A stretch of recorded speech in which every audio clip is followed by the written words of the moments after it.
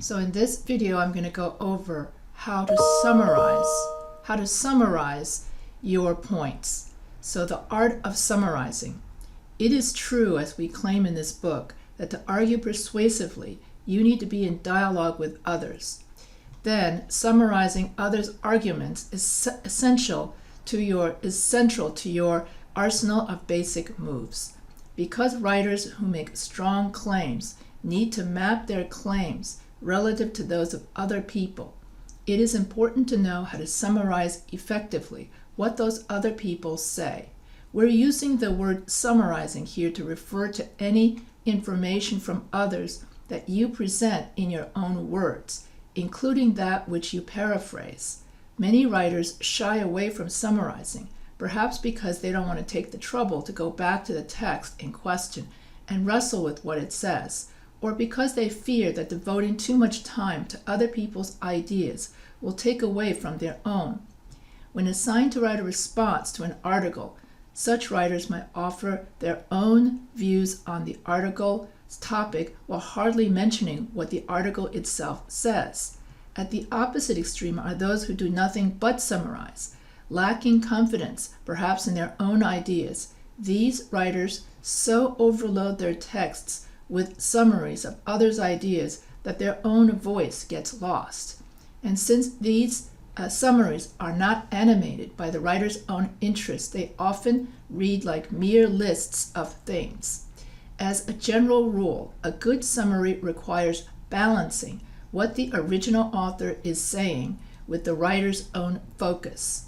Generally speaking, a summary must at once be true to what the original author says, while also emphasizing other aspects of what the author says that interest you, the writer. Striking this delicate balance can be tricky, since it means facing two ways at once, both outward toward the author being summarized and inward toward yourself. Ultimately, it means being respectful of others, but simultaneously structuring how you summarize them in light of your own text's argument. On the one hand, put yourself in their shoes. To write a good summary, you must be able to suspend your own beliefs for a time and put yourself in the shoes of someone else. This means playing what the writer theorist calls the believing game, in which you try to inhabit the world view of those whose conversation you are joining and whom you are perhaps even disagreeing with, and try to see their argument from their perspective. This ability to temporarily suspend one's own convictions is a hallmark of good actors who must convincingly become characters whom in real life they may detest. As a writer, when you play the believing game well, the readers should not be able to tell whether you agree or disagree with the ideas you are summarizing.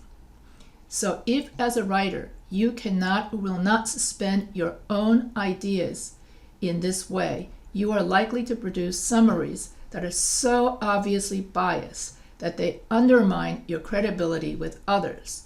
So that whole thing just means that when you make a summary, make sure that you do it in an objective, neutral way to avoid having your paper become too biased.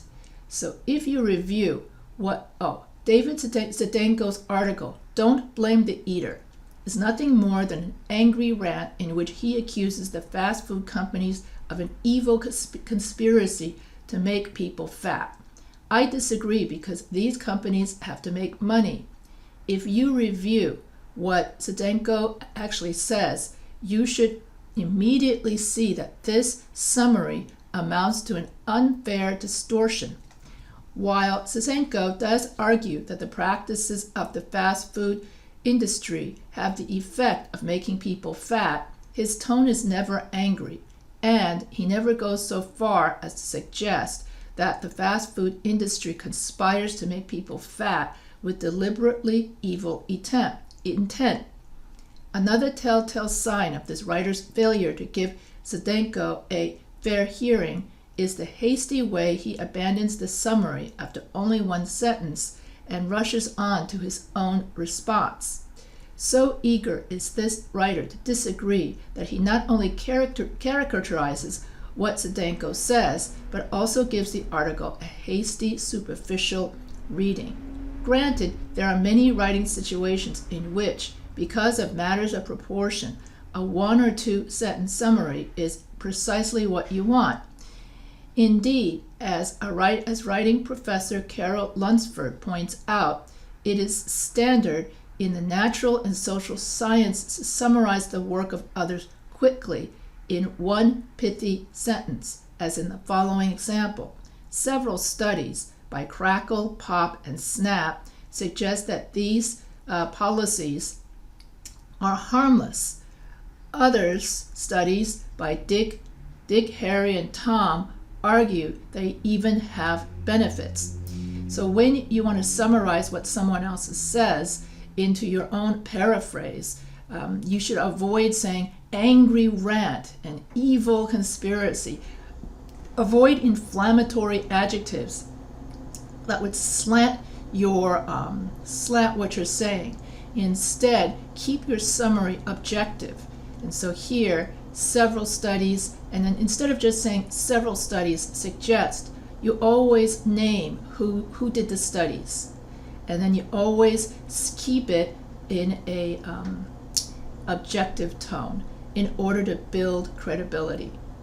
And so here, they're going to go over, so when a writer fails to provide enough summary or to engage in a rigorous, serious enough summary, he or she often falls prey to what we call the closest cliche syndrome, in which what gets summarized is not the view the author in question has actually expressed, but a familiar cliche that the writer mistakes for the author's view, sometimes because the writer believes it and mistakenly assumes the author must too. So, for example, Martin Luther King's passionate defense of civil disobedience in Letter from Birmingham Jail might be summarized not as the defense of political protest that it actually is, but as a plea for everyone to just get along. Similarly, Zdenko's critique of the fast food industry might be summarized as a call for overweight people to take responsibility for their weight. Whenever you enter into a conversation with others in your writing, it is extremely important that you go back to what those others have said, you study it very carefully, and you not confuse it with something you already believe. A writer who fails to do this ends up essentially conversing with imaginary others who are really only the products of his or her own biases and preconceptions. Once again, they're saying that you should be objective in what you write, and then make sure that when you summarize something, it is truly an overview of what the other writer is saying, and not just a description of your biases and prejudices. And in order to avoid your prejudice and biases, you need to thoroughly understand what the other writer is trying to say. So even as writing an effective summary requires you to temporarily adopt the worldview of another person, it does not mean ignoring your own view altogether. Paradoxically, at the same time, summarizing another text requires you to represent fairly what it says. It also requires that your own response exert a quiet influence. So as you summarize your counter-argument paragraph, as you summarize what the other side says, you have to summarize what the other side says in a fair and responsible way, without inflammatory adjectives, without trying to slant it, without using your prejudices and biases. You have to take on, as they say, the skin of the others, or take on the worldview of the others fairly and objectively. And so a good summary has a focus or spin that allows the summary to fit with your own agenda while still being true to the text you are summarizing. So if you're summarizing something, you have to summarize it in fair and bland, objective language so that you're fair to the other side. So here is a better argument or a better summary. Instead of saying, oh, he's an evil corporation that's intent on making everybody fat. So instead of saying it that way, you say it in much less inflammatory language. So you would say, in his article, Don't Blame the Eater, David Zdenko blames the fast food industry for fueling today's so-called obesity epidemic, not only by failing to provide adequate warning labels on its high-calorie foods, but also by filling the nutritional void in children's lives by their overtaxed working parents. With many parents working long hours and unable to supervise what their children eat, Zdenko claims children today are easily victimized by the low-cost, calorie-laden foods that the fast food chains are all too eager to supply. When he was a young boy, for instance, and his single mother was away at work, he ate at Taco Bell's, McDonald's, and other chains on a regular basis and ended up overweight. Zdenko's hope is that with the new spate of lawsuits against the food industry, other children with other working parents will have healthier choices available to them, and they will not, like him, become obese. So this is this sounds like the counter-argument of somebody's paragraph. In my view, however, so here he's going to start pivoting to his argument. So as soon as you start to pivot. This is kind of like similar to but. Okay, this is similar when you pivot to your rebuttal paragraph. It's almost as if you're saying but very clearly. However, but. So in my view, however, it is the parents, not the food chains, who are responsible for their children's obesity. While it is true that many of today's working parents work long hours, there are still things that parents can do to guarantee that their children eat healthy foods. And so here he pivots to his point of view, and then so here you have the food industry, and then here you pivot to your point of view, and this becomes your rebuttal paragraph. So the summary in the first paragraph succeeds because it points in two directions at once, both towards Zdenko's own text and towards the second paragraph, where the writer begins to establish her own argument. So when you start to establish your own argument, that's when you're starting your rebuttal paragraph. The opening sentence gives a sense of Zdenko's general argument, in other words, what the other side thinks. Okay, but it ends with an emphasis on the writer's main concern, parental responsibility. In this way, the summary does justice to Zdenko's arguments while also setting up the ensuing critique. So this advice, to summarize authors in light of your own agenda, may seem painfully obvious, but writers often summarize a given author on one issue, even though their text actually focuses on another. To avoid this problem, you need to make sure that your they say and I say are well matched. In fact, aligning what they say with what you say is a good thing to work on when revising what you've written.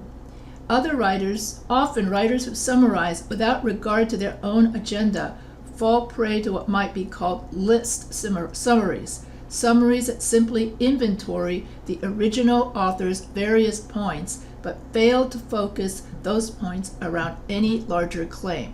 If you've ever heard a talk in which the points were connected only by words like then, also, and addition, you know how such lists can put listeners to sleep, as shown in the above figure.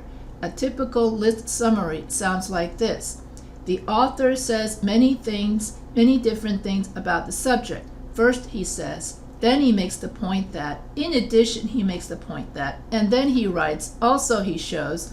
It may be a boring list summary like that gives summaries generally a bad name. And even prompt some instructors to discourage their students from summarizing at all. A list can be an excellent, not all lists are bad, however. A list can be an excellent way to organize material but only if, instead of being a miscellaneous grab bag, it is organized around a larger argument that informs each point listed. Many well-written summaries, for instance, list various points made by an... Basically what they're saying is whatever you write in your counter-argument, don't just simply make a list. What you write in your counter-argument paragraph has to make sense, and it has to have something to do with your rebuttal. And so if whatever it is you're going to rebut, it also has to match whatever is in your counter-argument. And so everything has to make sense. So many well-written arguments organized in a list format lists what he sees as 7 common misperceptions that discourage students from majoring in the liberal arts. So I'm going to skip all of this. So whatever you're going to argue, the 3 main points. Let's say you're going to argue 3 main. Let's say your thesis statement is smoking causes lung cancer, throat cancer, and stomach cancer. Then you would, in your counter argument, you would write, many people think that smoking does not cause lung cancer because of this reason, that reason. And also many people think that smoking does not cause throat cancer. However, I vehemently think that smoking does cause throat cancer and lung cancer. So whatever you list in your counter argument, it has to match whatever you're going to rebut in your rebuttal paragraph. It shouldn't just be a random list. It should be something that you're going to rebut. And in other words, they say A, oh no, I say B. They say C, I say D. Everything's got to match. So it can't be random. Otherwise, if you just have a random list, it's boring. So in conclusion, writing a good summary means not just representing an author's view accurately, but doing so in a way that fits what you want to say. In other words, it fits your rebuttal, point by point. So if I say, for example, in a comparison-contrast essay, I would say that I would compare New York and Los Angeles. So I would compare New York and Los Angeles. Los Angeles is a better place to live because it's got better beaches and better weather. Let's just stick to 2 of them, better beaches and better weather. That would be, some people say California is a great place to live because it's got great beaches, great weather. But my point is Los Angeles is not a great place to live because the beaches are so filthy with so many cigarette butts, and the weather due to climate change seems to be, you either have fires or an extreme heat with a lot of bugs, or you have extreme. In other words, you say in reason why the weather is bad and the beaches are bad, even though the other side says the beaches are good and the weather is good. So here, point by point, and that way it matches. So that way, wherever you summarize, it's got to match whatever your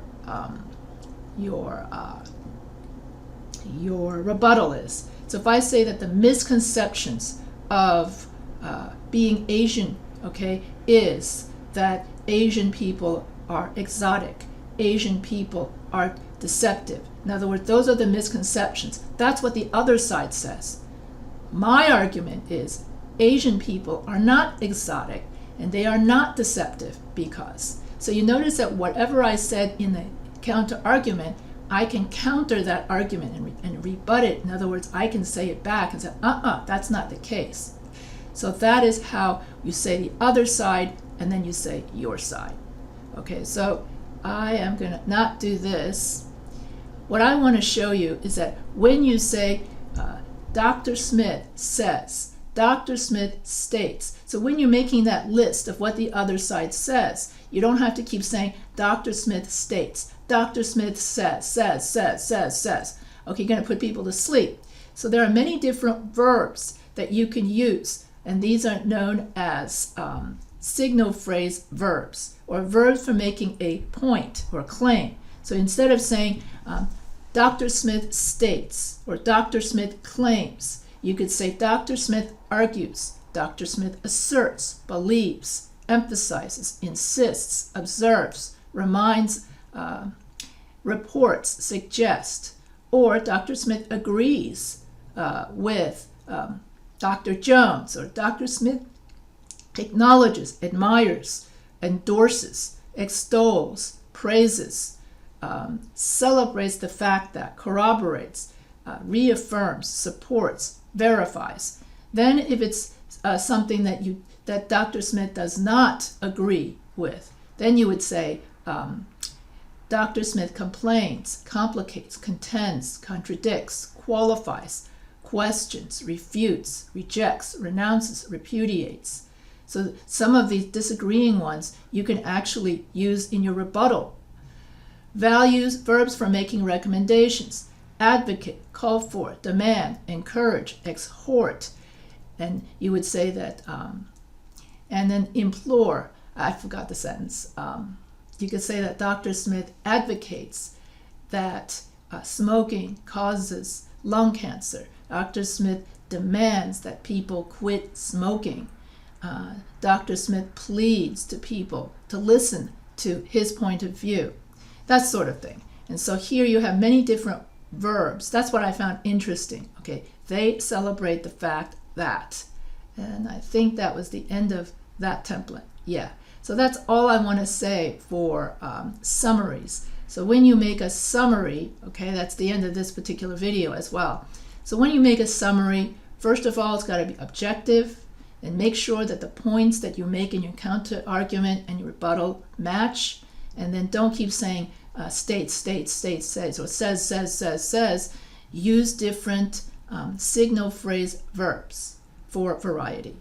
So if you have any questions, you can always feel free to email me anytime.